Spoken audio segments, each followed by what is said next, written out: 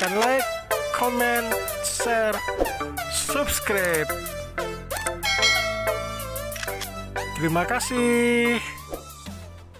المحاضرة الدينية الذي سيلقيها الأستاذ محمد يوسف الحفيظ فليتفضل إليه مشكورا.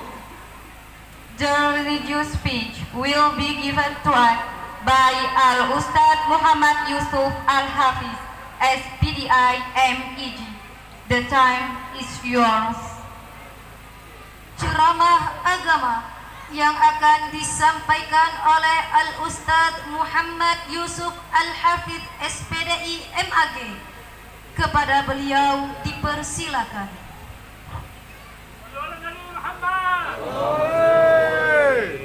Bismillahirrahmanirrahim. Assalamualaikum warahmatullahi wabarakatuh.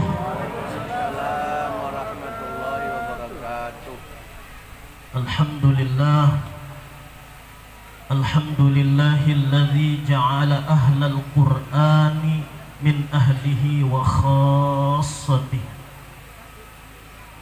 wa ja'ala hamalatal qur'ani ma'a anbiya'ihi wa asfiyaihi.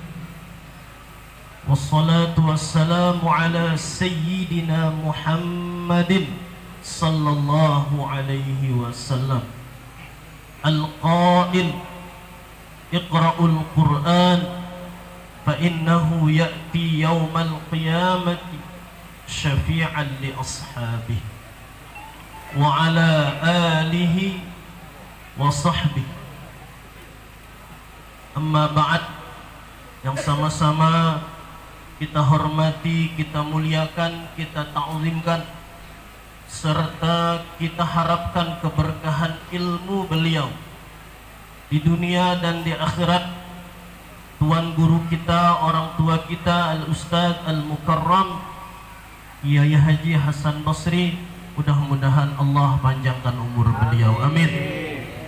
Disehatkan, diberikan kesabaran untuk mendidik, membina kita, semoga selamat dunia akhirat, amin ya rabbal alamin. Selanjutnya yang sama-sama kita hormati dan kita muliakan para tuan-tuan guru, para orang tua, para tokoh masyarakat yang hadir pada hari ini.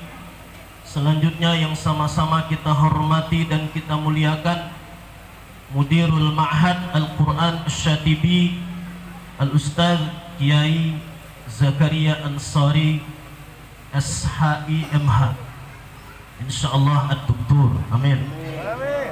Dan juga para aparatur pemerintah.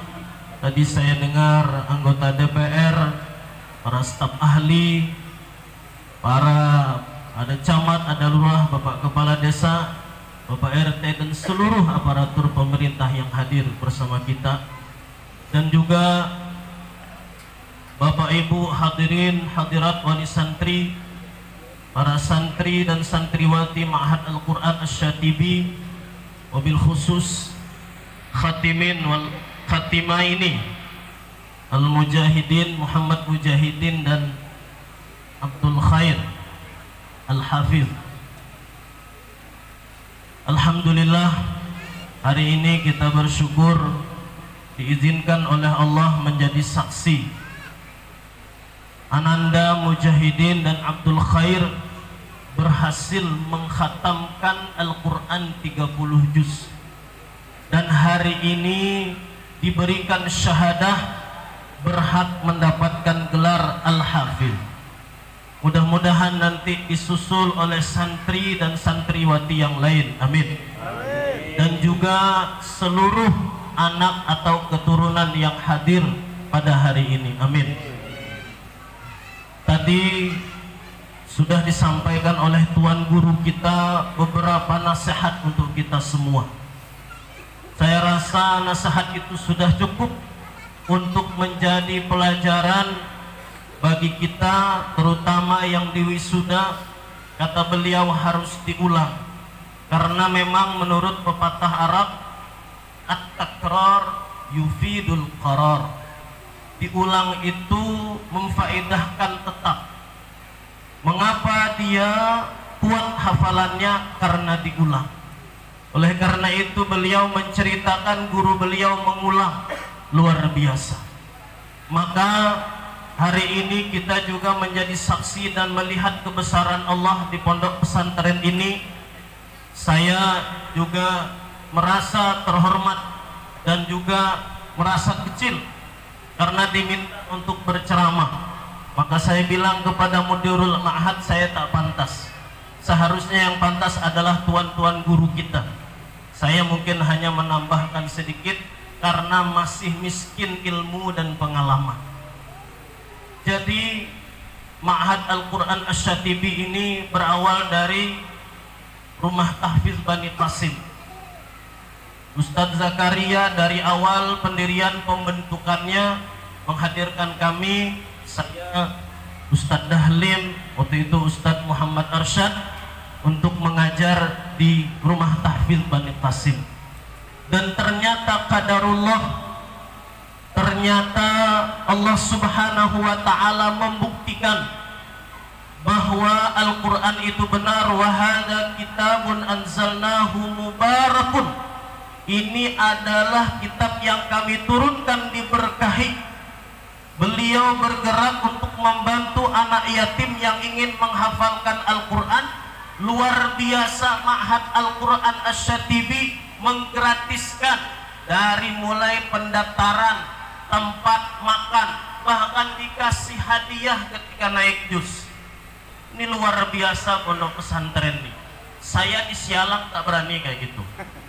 Gulung tikar pondok Tibian nih. Saya cuma berani gratis pendaftaran, gratis uang pembangunan, uang makan kata saya bayar. Karena kalau uang makan gratis nanti saya kasih piring kosong. Nah, maka kata saya uang makan dibayar karena di rumah juga dikasih makan. Cuma pindahkan cuma duit bapak tuh. Dan sebagai orang tua punya anak ada mujahadah. Maka kami sebagai guru mujahadahnya adalah mengajar dengan ikhlas. Maka saya sampai sekarang tidak menerima SPP, tidak menerima pembangunan. Jadi macam mana gaji guru ustadz jangan dipikirkan kata saya, tapi dicarikan. Yang penting kadang saya tuh bisa taumut dewean keliling pondok. Kalau beliau enak di kantor ada, di sini ada, telepon Pak Andi aman katanya. Kalau saya nelpon Pak Andi siapa nih katanya, tak kenal saya. Nah, mudah-mudahan hari ini kenal kan. Kalau nelpon saya tak minta, cuma paham lah dewe. Ya. Jadi pondok Al-Quran ini luar biasa, berkembang begitu baik, begitu mantap. Saya mohon maaf kesini ya Allah takut dikejar kambing karena semak-semak. Sekarang ya Allah jalan jadi, lapangan jadi. Ini bukti keikhlasan Tuan Guru kita Ustadz Zakaria, keikhlasan para pengurus-pengurusnya, dan juga berjuang dalam Al-Quran. Maka insya Allah pondok ini akan terus maju, pondok Al-Quran ini terus abadi, membina masyarakat Al-Quran. Saya tuh lewat kayak gempa bumi, mobil lewat kayak gempa bumi pondok saya. Jadi kata saya, daripada nanti di jalan baru ini berdiri tempat-tempat yang tidak diridhoi oleh Allah, karena nanti di situ ada tempat-tempat yang tidak baik, tempat maksiat, biarlah saya nasib orang pasar jadi orang darat saya sekarang. Bahkan saya hampir tak pernah lagi tidur di pasar, paling sekali-sekali lah, karena kadang payah juga kalau tak ketemu bini ini. Nah, ya, jadi orang rumah bawa ke darat, kadang minta ke pasar saya antar. Nah, jadi Al-Quran, pondok Al-Quran insya Allah diberkahi oleh Allah. Dan ketika kita berjuang di jalan Allah, walladzina jahadu fina lanahdiyannahum subulana. Orang yang berjihad di jalan kami, kami akan tunjukkan jalan-jalan yang mudah untuk membangun demi kemajuan ketinggian agama Allah. ditolong oleh Allah Subhanahu wa Ta'ala. Mudah-mudahan Pondok Al-Quran Asyatibi ini semakin maju dan diberkahi oleh Allah. Amin. Yang kedua, Bapak Ibu, saya ingin menyampaikan anak-anak kita dibimbing, diajari, dididik di sini. Bahkan di sini bukan hanya dididik, makan, tempat tinggal, bahkan pakaian digratiskan, dibelikan. Saya salut dengan Ustadz Zakariani. Jangan-jangan buka sejadah tuh timbul 2 juta. Ya. Ini yang saya belum dapat dikasih ilmu beliau. Nah, tahu hari ini dapat ijazah gitu kan. Ya. Luar biasa, ya. Tapi alhamdulillah karena ditakdirkan Allah, saya juga buka pesantren walaupun sedikit-sedikit, walaupun pelan-pelan. Ternyata memang betul, memang benar. Intan surullah yansurkum. Jika kamu menolong Allah, maka Allah akan menolongmu. Maka Bapak Ibu, di sini anak-anak kita dididik. Mohon maaf, sebenarnya mendidik anak kita itu adalah tugas orang tua.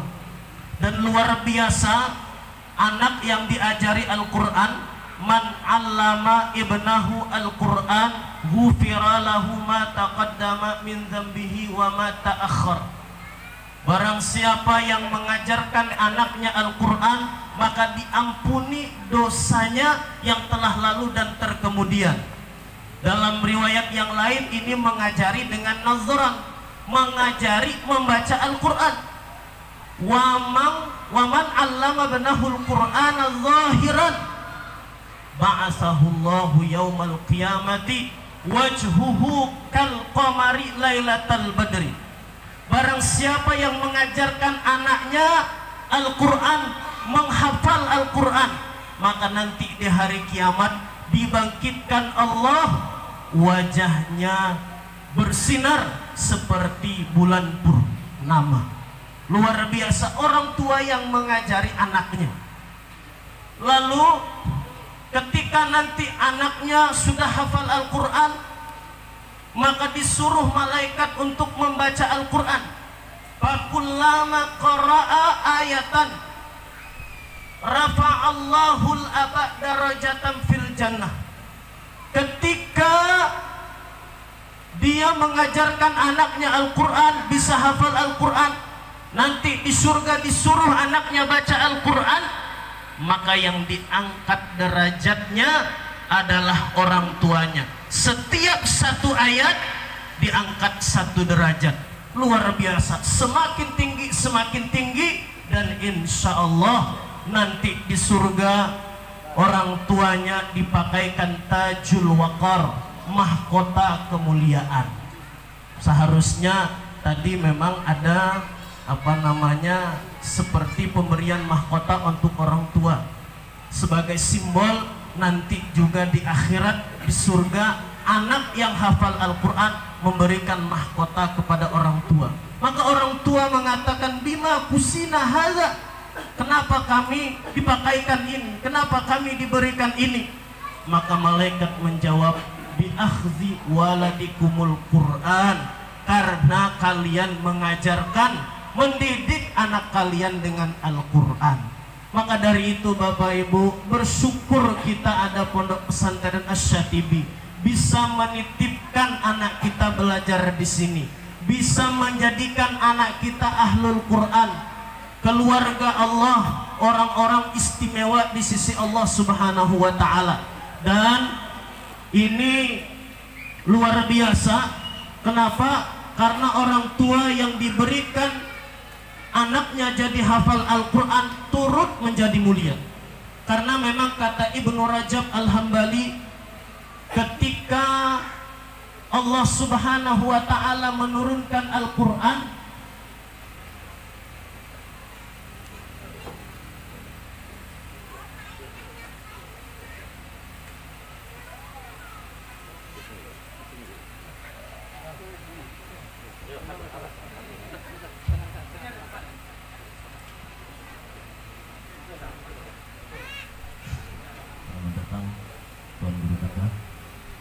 jadi ketika Allah menurunkan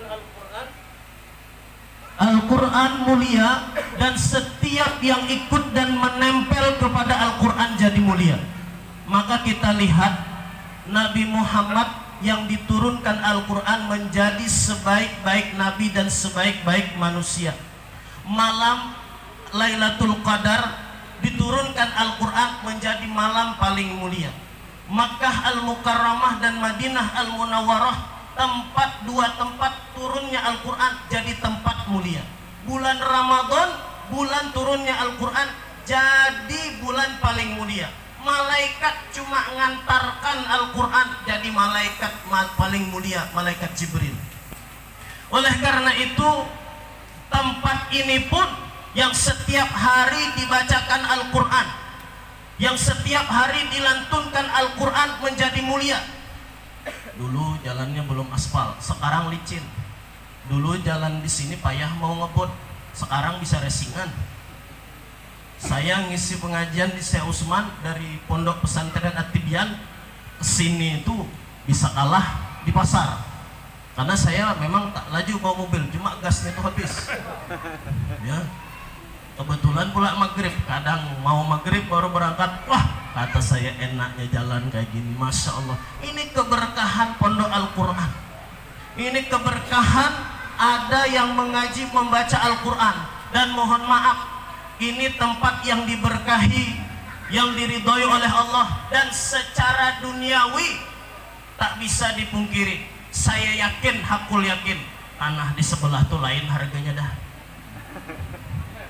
Dulu mungkin 30, 20, sekarang ditawar orang 80. Berpikir yang punya tanah nanti bakal mahal lagi masalahnya. Masalahnya di tepi pondok saya tuh dulu 10 juta. Sekarang datang orang nawar 30 juta. Pak Haji yang punya tanah bilang, nantilah katanya. Kapan Pak Haji jual? Tunggu mahal lah katanya. Nah, hebat juga Pak Haji ini, kata saya. Rupanya hitung dunianya lebih mantap daripada saya. Saya tak berpikir, tapi kita tidak menuduh niatnya tidak baik. Ini namanya barokah. Pak Haji ikhlas memberikan tanahnya untuk pesantren. Ternyata yang dikasih itu tuh diganti oleh Allah. Orang datang ngunjuk duit, duitnya itu bisa beli 2 kali lipat dari tanah yang dikasih pesantren tuh. Aku Pak Haji kalau punya tanah enggak, aku kasih pesantren juga. Nah, kenapa? Rupanya dibuktikan oleh Allah Subhanahu wa Ta'ala. Dan beruntung anak-anak kita tungkal banyak pondok pesantren. Di pasar ada Ustadz Said Hussein, ada Ustadz Dahlin yang pondoknya bergerak di bidang tahfiz mendidik. Kalau saya kebagian di ujung sana, ya. Dan sekarang enak. Saya dulu menghafal di PHI, Masya Allah perjuangannya. Ya, saya berguru dengan Ustadz Kasful Anwar Ar-Hafiz, itu beliau sudah uzur. Nah, guru-guru di PHI waktu itu tidak ada tempat menyetor, belum. Tidak ada yang hafal Al-Quran. Jadi mohon maaf, saya menghafal di toko Malaya tuh sambil jualan buku. Tadi saya terharu, Bang Mujahidin 4 tahun, yang Abang Khair lebih mantap 2 tahun kurang, saya lebih mantap 9 tahun. Kenapa? Sambil jualan buku ngitung duit. Sekolah pakai sepeda, sepeda butut pula tuh. Naik jembatan dekat Aneka tuh, pacul rantainya. Turun jembatan, pacul lagi. Itulah yang punya dulu. Makanya orang tak melihat saya dulu pakai sepeda butut. Sekali pakai mobil, enaklah Ustadz nih katanya. Pakai mobil, sekarang ceramah kemana-mana. Kata saya, kau cuma melihatnya enak, padahal emang iya. Tapi tak melihat saya dulu, ya Allah. Dulu belajar dari Kelapa Gading, rumah saya ke PHI itu, sepeda tak ada. Ada sepeda hilang pula dekat Masjid Agung. Nah, dulu belum alim Pak. Saya doakan mampus kau yang maling tuh. Kalau sekarang astagfirullah, mudahan dia tobat, mudah-mudahan diampuni oleh Allah. Kalau dulu saya mampuskan yang maling tuh. Kenapa? Saya nangis minta sepeda tuh 3 bulan baru dibelikan. Sekali beli 2 bulan hilang pula tuh. Habis saya belajar dengan tuan guru kita Ustaz Hasan Basri, belajar kitab berjalan. Nanti sampai malam jam 10.30 balik berjalan. Kadang hari hujan, mana di depan durian ramai pula tuh. Taungut awak jadinya.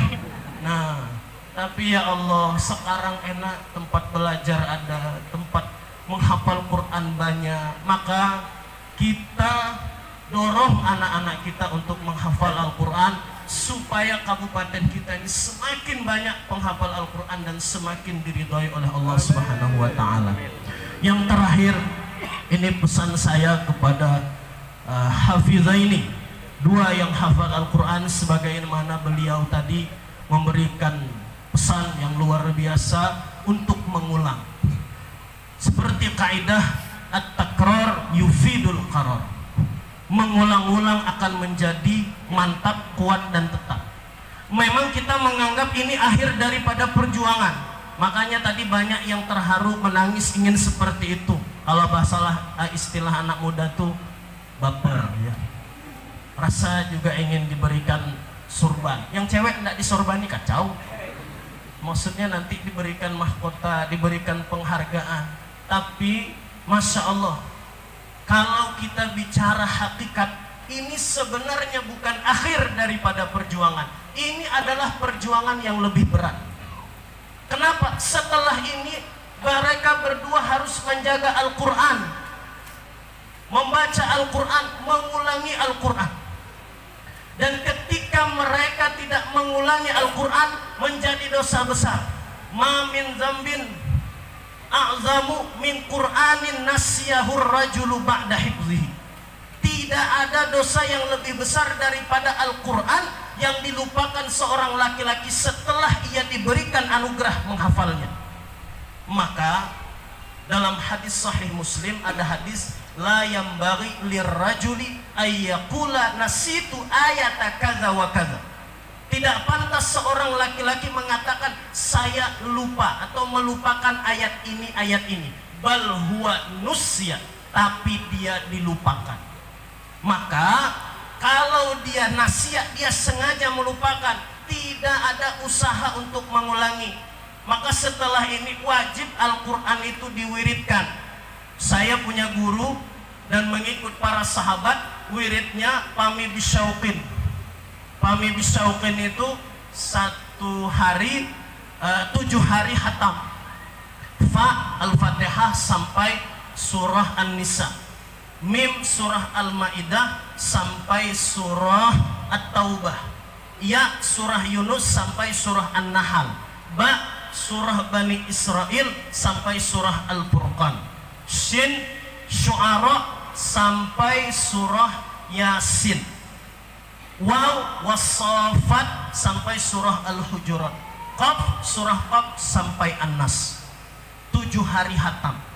Kalau tidak mau pakai kaidah pami bisyauqin, pakai 3, 5, 7, 9, 11 dari Al-Baqarah. Fatihah tidak ikut. Al-Baqarah, Ali Imran, An-Nisa. Seterusnya 5, 7, 9, 11, 13. Terusnya sampai selesai. Seminggu khatam. Atau bisa juga 1 hari 5 juz. Nah, 1 hari 5 juz berarti dari hari Sabtu sampai hari Kamis. Hari Jumat khusus ibadah. Nah, jadi kalau riyadhah seperti itu, apalagi namanya mujahidin, harus bermujahadah, maka insya Allah tak lama insya Allah lancar. Maka kemarin Mudirul Ma'had mengatakan, menelpon kepada saya untuk memberikan sanad. Mohon maaf, bukan saya tidak mau memberikan sanad. Saya dapat sanad itu bertapa hampir 3 tahun di Bogor. Sudah itu berat cobaannya apa? Saya sudah punya anak 2,5, bini 1. Berangkat ke Bogor demi mendapatkan sanad. Syahadat sudah 2, syahadat wisuda Al-Quran sudah 2, tapi saya ingin dapat sanad. Kata guru saya, kalau mau dapat sanad harus lancar, simaan selesai 1 hari. Maka saya mohon maaf tidak bisa memberikan langsung sanad. Kalau syahadah oke, selesai setoran. Tapi kalau sanad, beliau-beliau ini harus duduk baca Quran 1 hari, sebagaimana saya dulu ujian juga. Baru dapat sanad dari guru saya, dari guru saya, dari guru saya sampai ke Rasulullah. Maka dari itu, ketika nanti setelah hatam ini bisa riyadhah, bisa baca Al-Quran sehari 5 juz, luar biasa. Ya, saya merasakan itu 1,5 tahun. Pertama adalah hidayah. Jadi hidayah, petunjuk itu yang penting untuk menghafal Al-Quran. Kalau tidak ada hidayah tak bisa hafal Quran. walaupun bermujahadah, walaupun cerdas, maka masing-masing dapat hidayah.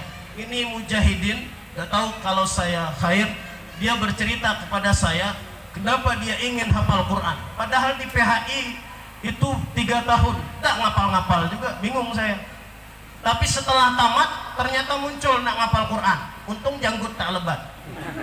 Kalau janggut sudah lebat, kata saya terlambat nih. Ini janggut belum lebat. Jadi kata saya, kenapa kau menghafal Quran? Gini Ustaz, aku sedih nengok mama aku nih. Sudahlah di dunia mungkin tak terlalu wah hidupnya, maka saya ingin membahagiakan di akhirat dengan mahkota Al-Quran. Masya Allah, kata saya, berarti dia dapat hidayah. Pas pula namanya mujahidin. Kata Ustadz, kata Mudirul Ma'had tadi, mujahadah, dak tahu malam, dak tahu siang, pokoknya ngapal Quran. Tempatnya cuma 2, mungkin 3 lah. Kalau tidak asrama Bani Kasib, Masjid Agung, jadi enak carinya. Kalau tidak ada 2 nih, paling di kamar mandi dia. Nah, jadi bermujahadah siang dan malam, ternyata kesungguhannya membuahkan hasil. 4 tahun bisa hatam Al-Quran. Saya mohon maaf, mungkin kita beda-beda hidayah. Kalau saya dapat hidayah ngapal Quran ini kelas 2 MTS PHI.